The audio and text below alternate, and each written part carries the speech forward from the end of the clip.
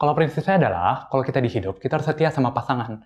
Tapi di saham, kita kebalikannya. Jangan terlalu setia. Jangan pernah jatuh cinta pada suatu emiten.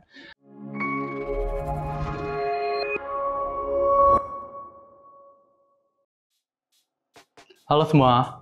Perkenalkan, nama saya Filbert Ferdinand. Username Stockbit saya Filbert F7, dan saya juga memiliki website yaitu filbertferdinand.id. Pada visit ya. Kegiatan saya adalah sebagai mahasiswa di pagi hari, saat ini saya semester 7. Dan juga di sore dan malam hari saya sebagai guru privat matematika. Saya mengajarnya online. Nah, di waktu luang tuh saya suka jalan-jalan di mall untuk refreshing, dan juga tidak lupa untuk kita top up knowledge melalui salah satunya stream Stockbit. Boleh diceritain nggak awal mula ketika memutuskan untuk berinvestasi di pasar modal? Boleh banget dong. Jadi cerita saya tuh agak lucu. Kalau biasa kan orang sendiri, dia sendiri yang menemukan kalau, oh saya pengen berinvestasi untuk passive income. Saya berbeda. Jadi waktu itu, teman les saya ada satu. Dia lihat, apa nih hijau merah. Saya bingung kan, kita kan pasti penasaran. Dan dia bilang, Filbert, ini gue main saham. Tentu kita kalau sebagai anak SMA, ada temen yang main saham, itu pasti kita dengernya apa? Wah, keren banget nih orang bisa main saham. Nah, dari situlah saya jadi penasaran dan saya coba kayak, oh, saya juga pingin deh coba main saham. Kita sebutnya bukan investasi, tapi main saham ya. Tapi sayangnya, saya baru nyadar satu hal, kalau kita pengen investasi, kita butuh modal. Nah, saya waktu itu minta tuh ke papa saya, Pak, minta modal dong, boleh gak? Berapa Filbert? 10 juta. Dijawabnya adalah, nggak boleh, kalau pingin kamu cari sendiri. Waktu itu saya masih kelas 11 sehingga akhirnya saya mengurungkan niat saya. Barulah pada saat saya sekitar kelas 12 lulus, itu kan ada waktu luang. Di situ saya mengajar matematika dan pada saat itu saya terkumpul modal 18 juta pertama untuk investasi saham. Itulah perjalanan pertama saya. Dan hebatnya dalam 3 bulan saya berhasil mencapai return 40%. Sayangnya itu adalah loss, bukan profit. Karena aliran saya waktu itu trading dan spekulasi, beli dan berharap naik. Nah, emang itu udah salah mindset. Barulah akhirnya saya sempat out dari pasar modal dan di tahun 2020 barulah saya kembali dan kali ini saya tobat untuk alirannya value investing. Begitu teman-teman. Metode apa sih yang digunakan dalam investasi saham? Oke, jadi metode saya itu namanya value investing. Kalau value investing prinsipnya gampang, membeli perusahaan di bawah harga wajar alias beli barang diskon. Lalu jualnya ketika sudah mencapai intrinsic value-nya. Disitulah kita akan mendapat profit. Nah, kalau saya pribadi mengkategorikan company itu biasa ada menjadi 6 jenis, tapi 3 diantaranya itu ini, slow grower, stalwart, dan juga fast grower. Slow grower itu biasa kalau company besar yang sudah tidak ada room to grow, contohnya sebut saja Unilever, dan juga Matahari Department Store, LPPF. Nah, biasa saya menilai PER wajar mereka tuh di 5-10 kali, saya memang tipe yang pelit. Lalu, kalau untuk company yang stalwart dan juga untuk fast grower, itu saya menilai PER wajarnya ada di 11-16 kali.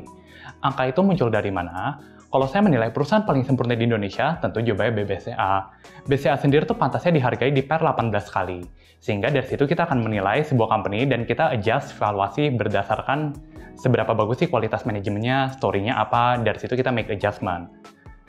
Nah, kalau saya sendiri untuk menganalisa company, salah satu fitur yang saya sering gunakan adalah melalui Stockbit. Di situ kita bisa menilai company yang kita buka melalui fitur analisis dan juga key statistik.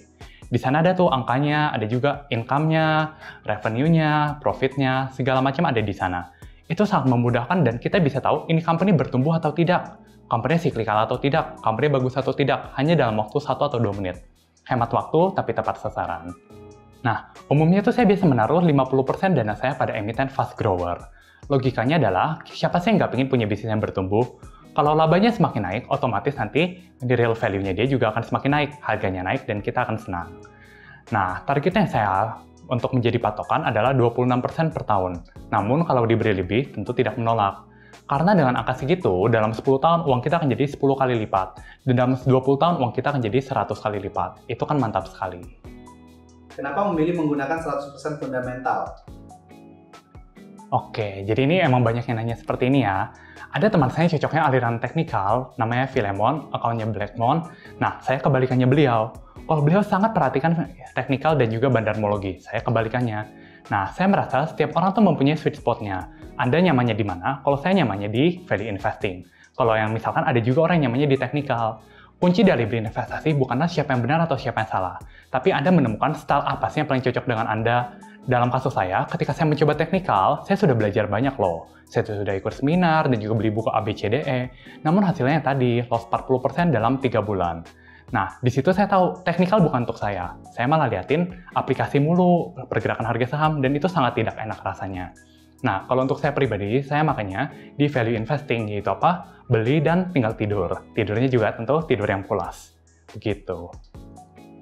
Oke, dengan metode investasi value investing, berapa sih return atau keuntungan terbesar yang Filbert dapat selama investasi? Waduh, jadi kayak saya mulai track record tuh sejak tahun 2020. 2020 cuman saya tidak pernah menyertakan dalam perhitungan saya. Kenapa? Itu anomali. Saya merasa itu lebih ke pure luck sih. 2020 tuh ratusan persen. Saya pada saat itu pertama kali mencapai 1 miliar pertama saya dalam waktu 8 bulan. Tapi itu juga karena saya banyak top up dari yang income saya sebagai guru mat itu. Nah, lalu di tahun 2021 saya melakukan beberapa kesalahan. Salah satunya di gudang garam dan juga di Wika. Sehingga return saya saat itu tapi masih di atas target, yaitu 28%. Dan di tahun ini, secara year to date, itu kemarin sempat menyentuh 120%. Nah, cuman kemarin, karena saya ada berspekulasi di suatu grup, namun saya tidak boleh sebut namanya ya. Nah, return saya saat ini sudah turun kembali ke 90%. Namun yang penting, masih jauh di atas target. Prinsip saya adalah, kalau misalkan Anda rugi, ruginya jangan banyak-banyak. Kalau bisa ruginya hanya single digit. Tapi sekali untung, untungnya di atas 50%. Nah, ditambah kalau kita beli barang diskon, probabilitas kita untung kan jauh lebih besar daripada kita rugi. Dengan gitu, secara overall, numbers game, return kita akan juga bagus. Boleh dikasih contoh nggak gaya transaksi Filbert dalam investasi saham? Oke, kalau prinsip saya adalah, kalau kita di hidup, kita harus setia sama pasangan. Tapi di saham, kita kebalikannya, jangan terlalu setia, jangan pernah jatuh cinta pada suatu emiten.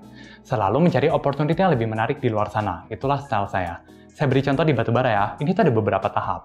Pertama, saya beli yang namanya PTBA. Kenapa? Saya menilai dia tuh resikonya rendah sekali waktu itu di harga 2000. Lalu ketika dia sekitar 3.300 Februari kemarin, saya jual dan pindahkan semua ke BSSR. Itu yang tahap kedua. Karena Q4-nya BSSR tuh cakep sekali. Lalu setelah BSSR diapresiasi, saya pindahkan lagi ke ITMG. Nah, dari ITMG sana, setelah diapresiasi kembali, saya pindahkan ke INDI. Dan baru saja hari ini, saya pindahkan lagi ke ITMG. Karena menunggu laporan Q3 yang saya hitung-hitung bakal sangat bagus dan juga pengumuman dividen interim. Jadi intinya adalah selalu mencari opportunity yang lebih baik di luar sana. Begitu teman-teman. Gimana sih cara menemukan saham fast grower company ala Filbert? Oke, saya jujur ya, saya nggak pernah screening orangnya. Hampir selalu kalau saya menemukan emiten, antara saya sudah pernah cover sebelumnya, atau saya membaca artikel, atau misalkan dari teman saya WA saya. Itu lumayan sering. Misalkan yang baru-baru ini, Bro Filbert, Wismilat gimana? Nah, kalau saya sendiri mengkategorikan fast grower itu emiten yang labanya bisa bertumbuh setidaknya 20% per tahun. Kalau makin tinggi, tentu semakin bagus. Pertumbuhan ini bisa dari dua sumber. Yang pertama itu bisa dari revenue yang bertumbuh, atau yang kedua itu bisa juga dari efisiensi. Kalau yang efisiensi itu contohnya Sido Muncul dan Arna. Kalau yang revenue bertumbuh contohnya MAPA dan juga BTPS. Itu saya suka sekali sama mereka. Metode saya dalam mendalami sebuah emiten itu ada 3 tahap. Nah, untuk step 1 dan step 2-nya bisa kalian cek di fitur Keystat Stockbit. Enak sekali. Yang pertama itu, kita mau cek pertama, gimana sih overview harga 5 year? Selain itu, kita juga mau cek berapa EPS dan DPS historis dari perusahaan. Kita juga mau cek berapa ROI historis dari perusahaan, apakah ini perusahaan ahli dalam making money atau payah earning power-nya. Yang keempat, kita ingin cek PER-nya saat ini. Apakah ini company sedang overvalue? Kalau overvalue, saya langsung bilang bye-bye. Kalau undervalue, baru kita dalami lebih lanjut. Dan yang kelima adalah kita cek revenue perusahaan apakah bertumbuh dalam beberapa tahun terakhir. Tentu kita ingin company yang revenue bertumbuh, bukannya semakin kecil. Nah, sekarang untuk step 2 ya. Di step 2 itu ada 3 hal yang kita ingin cek. Yang pertama adalah CCC alias Cash Conversion Cycle. Di sini, kalau kita cek, CCC yang ideal adalah di bawah 180 hari. Biasa tuh kalau CCC-nya sampai 300 hari, 200-an hari, itu bisa ada tipu-tipu. Nah, antara persediaan busuk atau piutang busuk, dua-duanya ingin kita hindari. Tentu kita ingin bisnis yang bisa ahli dalam making money, kan?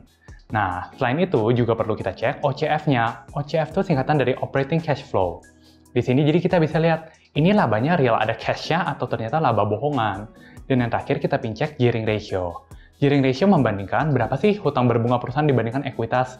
Semakin tinggi gearing ratio artinya hutang berbunga semakin banyak dan itu menjadi semakin beresiko. Kalau saya lebih pilih emiten yang gearing ratio-nya lebih rendah. Kalau tadi step 2, sekarang kita ingin bahas step 3, yaitu mendalami story. Mendalami story itu ada beberapa cara sih sebetulnya dan semuanya sangat efektif.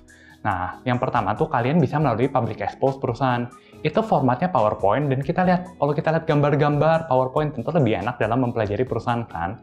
Nah, kita bisa baca-baca juga Q&A-nya, itu biasa dilampirkan melalui website IDX. Selain itu, saya juga biasa mencari second opinion.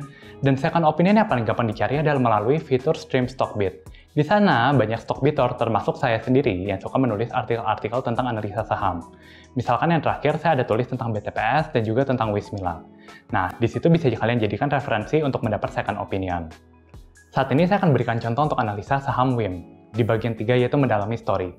Jadi WIM ini tuh punya winning product yang namanya itu Diplomat Evo atau biasa bahasanya Evo Biru. Itu rokok, rasanya mirip banget dengan Sampurna Malt yang harganya 28.000. Bedanya si Evo Biru itu harganya cuma 19.000. Kalian bayangkan, berpikir sebagai customer, rokok harganya murah dan rasanya enak. Itu winning product kan? Makanya saya suka banget dengan WIM ini. Dan ternyata pasar juga merespon seperti itu. WIM ini memiliki pertumbuhan revenue saya hitung tuh sekitar 40% loh dalam 8 bulan terakhir.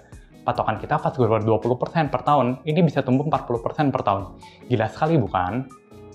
Berikan tips agar dapat menguasai analisis fundamental bagi investor pemula. Nah, saya percaya kalau kita memiliki sebuah perjalanan, kita butuh yang namanya mentor untuk memberikan guidance. Guidance di sini, waktu itu saya bertemu dengan yang namanya Bapak Teguh Hidayat. Di website beliau, saya membeli produknya yang bernama EIP. Itu isinya e-book yang berisikan analisa saham. Nah, dari situ saya banyak belajar dan juga saya membeli video seminar beliau. Setelah itu, seiring berjalannya waktu, saya sekarang join sampai 8 komunitas berbayar. Dari semua komunitas itu, saya bisa mendapat value sehingga knowledge saya semakin besar. Saat ini, saya juga memiliki komunitas sendiri. Untuk detailnya, kalian bisa coba visit website saya. Siapa tahu cocok. Selain itu, ada juga yang namanya buku yang saya rekomendasikan. Dan saat ini, hanya ada 2. Yang pertama, bukunya Pak Lukas Setiatmaja yang namanya Smiling Investor. Itu untuk yang pemula banget, cocok. Di Gramedia ada, Tokopedia juga ada. Yang kedua adalah bukunya Peter Lynch. Cuman ini kalau misalnya kalian sudah ada sedikit dasar-dasar, itu bisa baca itu untuk merubah mindset kalian ke arah yang benar. Judulnya adalah One Up on Wall Street. 2 ini itu ibarat Alkitab dalam belajar investasi saham bagi saya. Kalau kalian ingin coba belajar, kalian juga bisa coba baca-baca di stream Stockbiz saya. Di sana saya sering sekali menulis analisa artikel, semua gratis, dan saya merasa kualitasnya juga oke. Di sana kalian akan mendapat framework gimana sih cara analisa yang tepat, dan apa aja yang kita cari, kuncinya apa, dan gimana cara menemukan kunci tersebut. Berikan satu pesan terakhir buat teman-teman Stockbiter yang menonton. Prinsip saya adalah, usia bukanlah alasan. Bila kalian masih muda, perjalanan kalian masih panjang, kalian punya banyak waktu untuk bisa compounding kekayaan kalian. Bila kalian sudah tua, bisa koneksi kalian lebih banyak.